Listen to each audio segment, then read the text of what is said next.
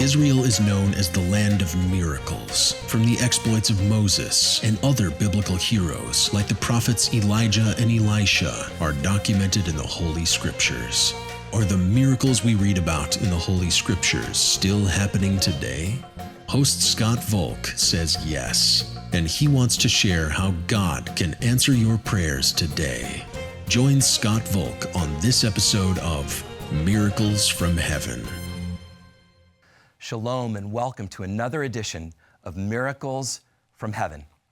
I'm Scott Volk, and today you're going to meet three unique individuals, each one with a family background in Judaism. And amazingly, all three came to a point in their lives where they chose to believe in Yeshua as their Messiah. As you hear their stories, you'll come to understand that this was not an easy choice for them to make because it actually cut against the very grain of their Jewish upbringing. Some of you may be thinking, what exactly is a Jewish believer in the Messiah? Or perhaps you're wondering, can a Jew really believe in Yeshua? Today, we're going to answer these questions and much more because you're going to hear directly from people who chose to put everything on the line for Yeshua, including their relationships with their family. We begin with a Jewish police officer, Dr. Jeffrey Seif. This is his story of how he discovered Yeshua to be the light of the world. I mean, what does a guy say about his story? Dr. Seif, Professor Seif, Officer Seif, Sergeant Seif, Pastor, Rabbi, whatever. You know, I've carried all those titles. I never in a million years thought of that. Well, a hearty shalom to all of you. Jeffrey Seif here. That's how Jews say it in Texas. Seif is a German name. My mother and father met in America. Mom was smuggled out of Nazi Germany by nuns. Mom died in a mental hospital because we could get Mom out of Germany, but couldn't quite get Germany out of Mom. I went to Jewish school. I went to the Jewish Community Center after school. I lived in Jewish neighborhood and had Jewish friends. I didn't know there was really anything but being Jewish. One time, about 12 or 13, I'm walking down the street and these two girls, they yelled, "Hey, you dirty Jew, you killed Christ." I remember that vividly. I don't know, I didn't understand what Christians were all about. My parents sent me to a yeshiva, a religious Jewish school, and it was strict. It really didn't mediate life to me, and I wasn't interested in Rabbi Hoffman. I was interested in Abby Hoffman, being a hippie, and I pushed away from Judaism. Not out of any dislike for Judaism, but just part of my own quest for discovery. Well, I'm 16 years old laying in bed. My mother comes in and tells me to clean up the room, and I give her a hard time. She says, "Well, if you don't like it, you can leave." So I left. Running away from home, hitchhiking to California happened just like that. A couple weeks later, I'm in San Francisco meditating in Haight-Ashbury in the park. That's when I think I got my first exposure to Christians that were okay. They were nice, they were gracious, they'd give me a ride, they would want to give me a meal. I realized there were Christian people out there in the world that were kind of cool. It's really important in the Jewish world, education is king, but I was just high all the time, and in high school I just drifted through with a lot of D's and F's. I just wasn't on anyone's most likely to succeed list. It's kind of like roadkill on the highway of life. I was in Pennsylvania and I was walking down the street and a guy with hair down to his waist comes up to me and gives me a pamphlet and wants to talk to me about Jesus. And I says, "Look, man, I'm Jewish. I don't believe in Jesus." And he said, "Why not?" I said, I don't know. I just don't. Jesus was a Jew. Give it a second look. And then he whips out a Bible and shows me stuff in there, and I was just amazed. The virtues of kindness, love, compassion toward your own and toward the brother from another mother are in the biblical text, in the Hebrew Bible. But it comes forth much clearer in the newer covenant, where one understands that the God of Israel isn't just about extending graces to Israel, it's all about the world. And that's the story from the get-go, when the Lord speaks to Abraham and he says, "Through you, all the families of the earth will be blessed." There's a way to get the grace out global. When I discovered Israel's Messiah, and asked Jesus into my heart, that mediated such life, such energy, this whole new starburst of enthusiasm, this new approach to life, whole new beginning there. I wound up getting an associate degree, a bachelor's degree, 2 master's degrees, and 2 doctoral degrees, and became a college professor. I never saw that in the stars. I took a sabbatical from teaching and went to the police academy, just donating services as a police officer. And I do that to this day as a director, the associate director of a police academy in Dallas. It's a rather odd combination. People think the religious thing on the one hand and the streets on the other, but to me, it's all about helping people. There's lots of problems in this world. I want to be part of the cure. When I look at the first few chapters of the Bible, I wrap yellow crime scene tape all around it. I mean, you haven't read 5 minutes into the Bible till you realize that sin has made its entrance onto the stage of the human drama. At the end of the day, we all have a little bit of Adam and Eve in us. And, I believe that God so loved the world that he sent his son into the world. And he didn't just come into the world in general, that he wants to come into our world in particular. I know the real me. I really don't think I'm all that much now. And I know I wasn't a whole lot when it all began. Man looks at the outward appearance, but God looks at the heart. And inasmuch as God was gracious to see potential in me, not just problems, would it be that I'm more capable to see that in others? And would it be that we all were minded to discern what's good and beautiful in people, not just what's disappointing? In 1 Samuel 16, verse 7, the Bible says, "The Lord does not see as man sees, for man looks on the outward appearance, but the Lord looks at the heart."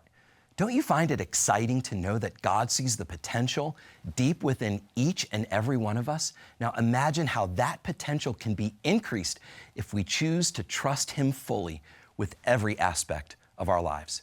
Don't go away, because I'll be right back with another amazing story of God's unfailing love.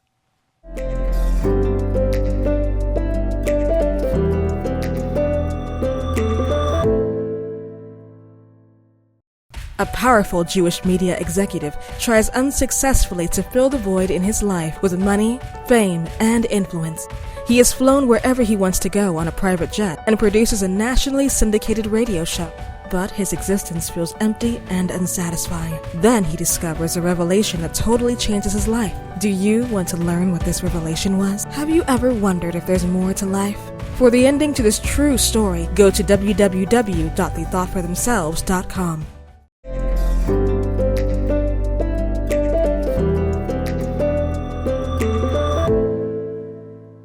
Our next story is about Valerie, a young woman who, as a Jew, could never believe in Yeshua. That is, until her life took some unexpected turns and she found answers in the last place she expected to find them. I was pretty empty. I didn't have much to give.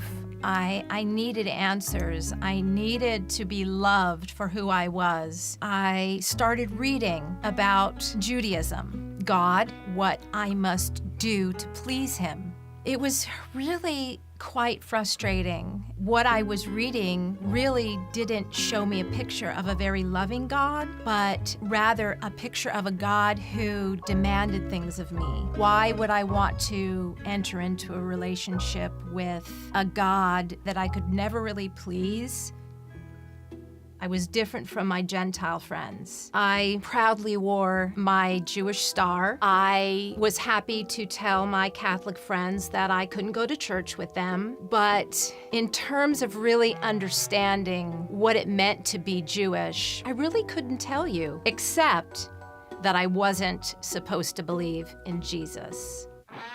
At 13 years old, I went to see Led Zeppelin. I just knew that I wanted to somehow be in rock music. I was 18, so I packed my bags and flew to London, England, thinking that I could get into a band pretty easily. Well, I got there and life was not very easy. Bands were a dime a dozen.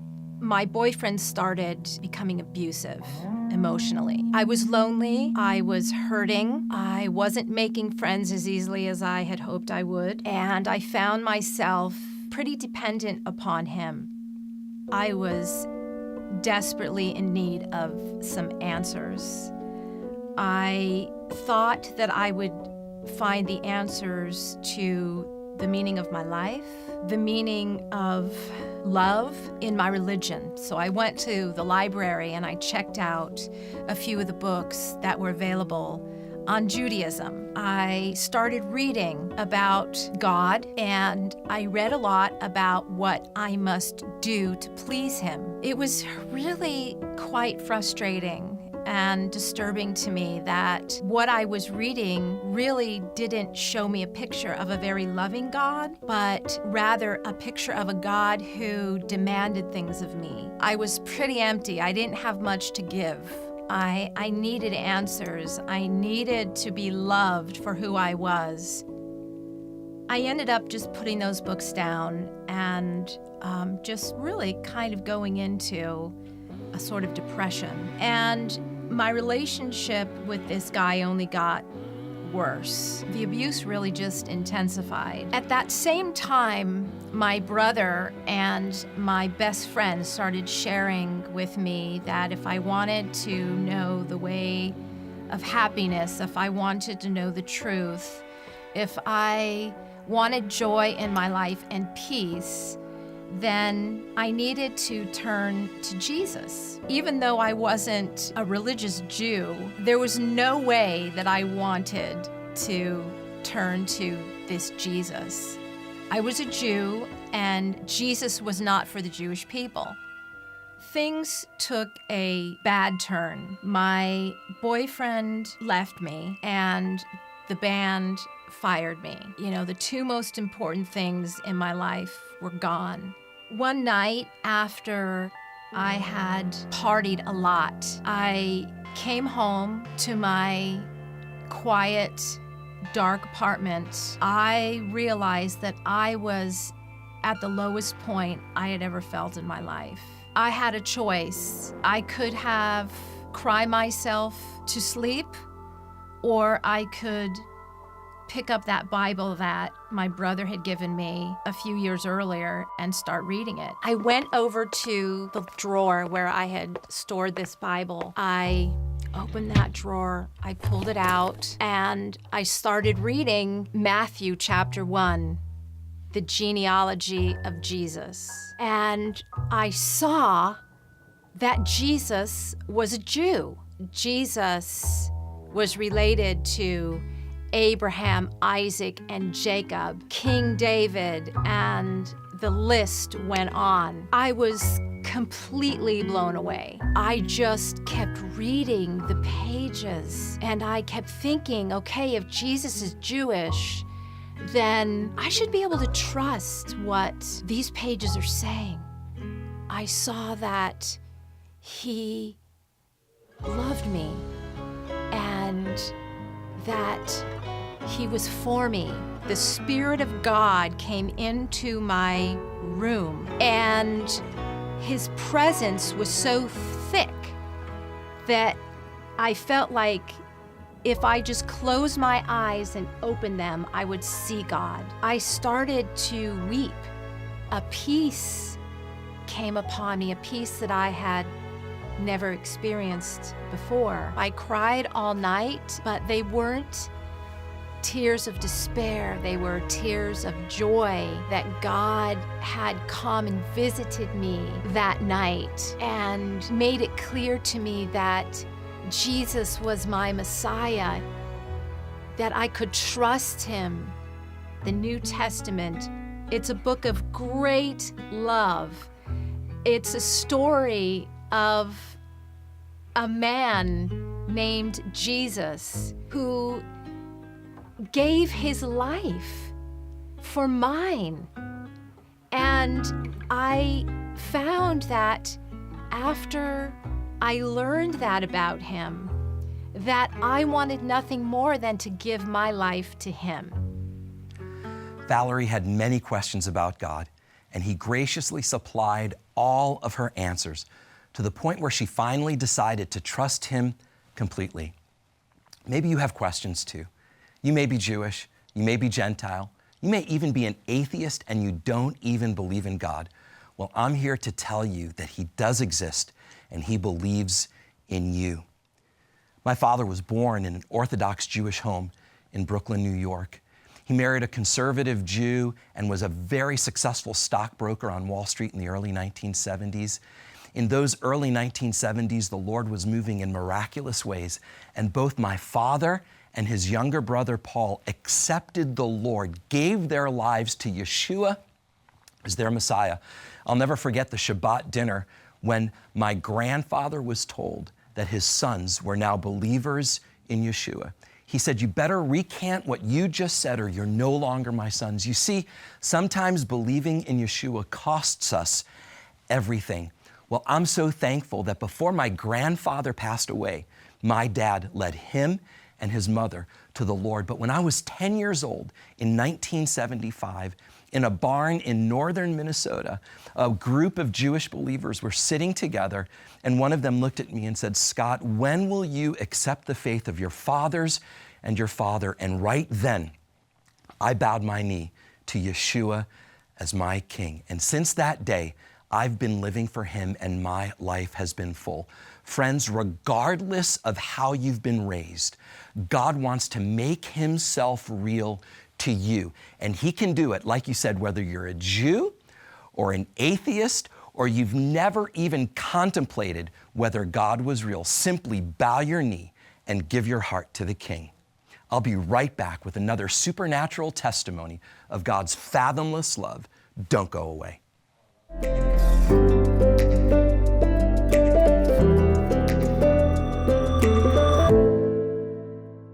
When Hitler comes to power, a young Jewish girl is sent to a concentration camp. She's tortured, forced into slave labor, and fed little more than sawdust. Over 100 of her relatives are brutally murdered. When she is finally freed, the bitterness causes her to be so sick that she needs 27 surgeries. But then she discovers a revelation that totally changes her life. Have you ever wondered if there was more to life? For the ending to this true story, go to www.theythoughtforthemselves.com.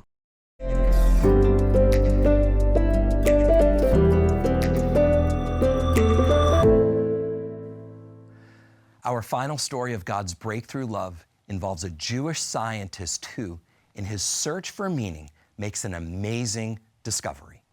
I got my PhD in the field of organic chemistry, postdoc at Stanford University, joined the group of a man who was going to win a Nobel Prize in chemistry, voted one of the top 50 most influential minds in the world. I was a visiting scholar at Harvard University.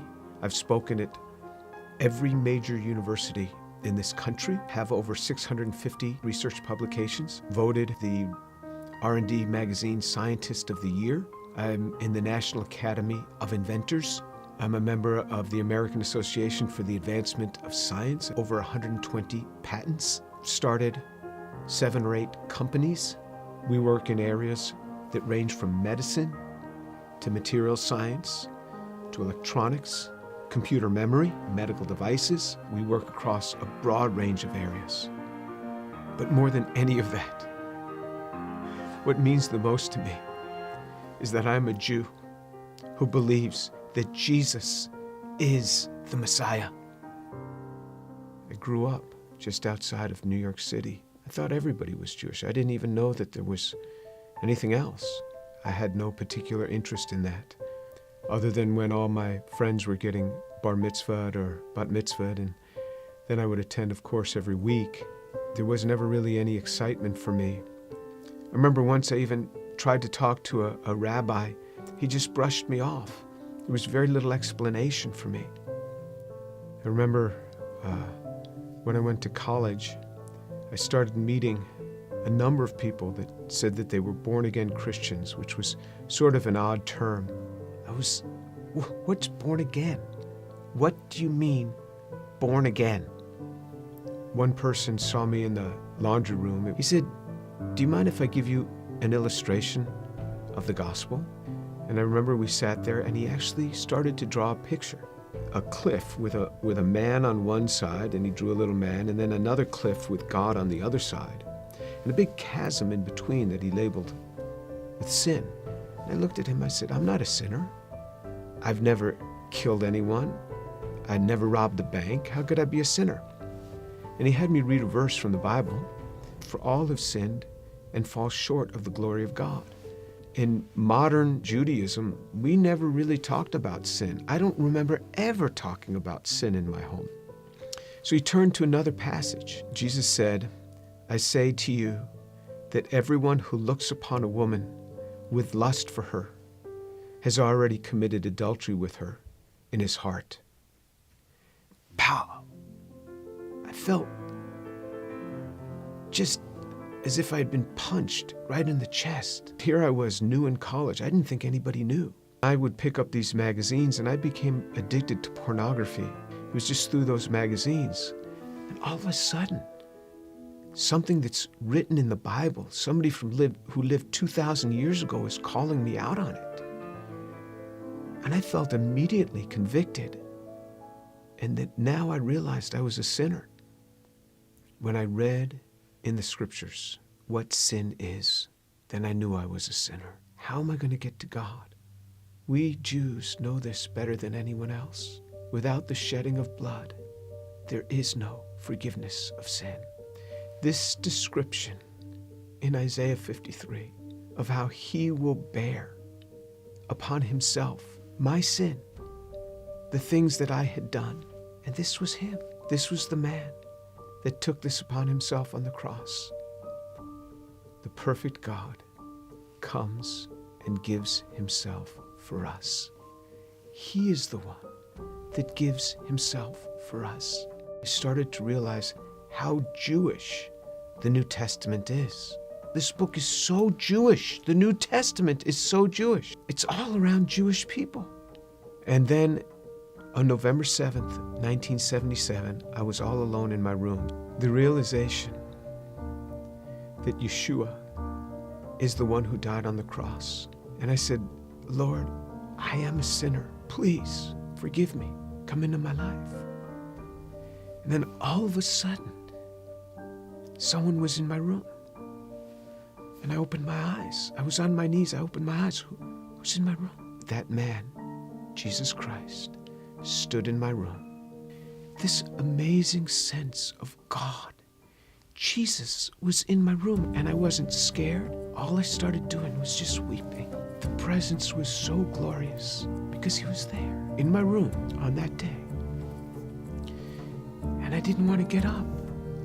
And this amazing sense of forgiveness just started to come upon me. That was him. Finally, I got up. I didn't know what to do. I didn't know who to tell. Here's this Jewish kid from New York City. What am I going to say? My cousins were shocked. How could you do that? You're Jewish. Telling my mother how I had invited Jesus into my life. She didn't say much. She was weeping. She told my father they weren't happy at all. And she said, I don't blame them for killing Jesus after the things that he said. Who is he to come against these religious leaders that have dedicated their lives to helping people and to tell them that they are whitewashed tombs? Who is he, this young man in his 30s, to say this to these scholars? He got what he deserved. And my mother's a very deep, pensive, careful reader. She read from Genesis right on through the Tanakh, the whole thing. When she got done, I said, what did you think? She said, God warned us over and over again. He warned us. When my daughter was about 15, my mother and father came to visit us. At one point, my mother went into her room for several hours. She came out. She said, quite a young girl you have. She talked to me for a long time. She started reading the Bible again, both the Old and the New Testament. One day, not long after that, she called me on the phone at the age of 72. She said, Jimmy, you wouldn't believe what happened. I said, what happened? She said, I was just reading. And it hit me. It hit me. The way he gave his life. I believe it now. Jesus is the Son of God. Yes, Jesus, Yeshua, really is the Son of God. It doesn't matter who you are, whether you have a PhD in organic chemistry like James did, or you happen to be a stay-at-home mom or dad, the fact is Yeshua wants to have a relationship with you. In Revelations 3, verse 20, the Bible says, "Behold, I stand at the door and knock. If any man hear my voice and open the door, I will come in to him." Yeshua is standing at the door of your heart at this very moment in time. If you don't know him, or if you've wandered away from him, he's totally available to enter into a relationship with you right now. Would you pray this prayer with me? Father, in the name of Yeshua, the King, I give my heart to you. Lord, you know I've not lived for you, and I ask you to forgive me. I ask you to wash me and cleanse me and make me new. Lord, I know that you've created me to be your son and your daughter and to have a relationship with you. So today, I make a stand that you are my Messiah and my King. Yeshua, I will live for you all the days of my life. Amen. Friend, if you've prayed that prayer, I'm telling you, the Lord wants to transform your life. You are now living for him. I'll be back with a closing thought right after this.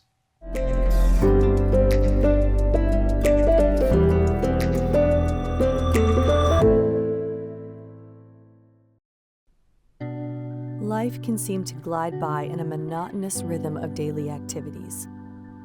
You wake, you shower, you dress, you take care of others and make sure they have all they need, you commute to work, you work hard for 8 hours, maybe 9, maybe 10.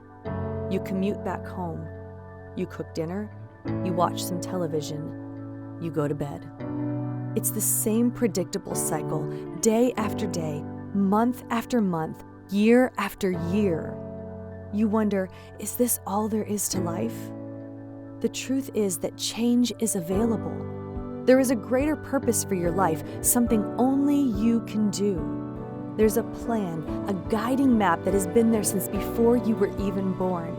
There's a path that was created for you, which you alone can take. Day by day, hour by hour, if you choose to pursue it, your destiny will be revealed. The invitation is there. Will you discover all that life has for you? Do you want to find out what you were truly created for? Do you want more? Are you hungry to discover your purpose? We would love to provide you with a powerful book that will show you the way. Get a free online download of the book, They Thought for Themselves, by logging onto the website, theythoughtforthemselves.com.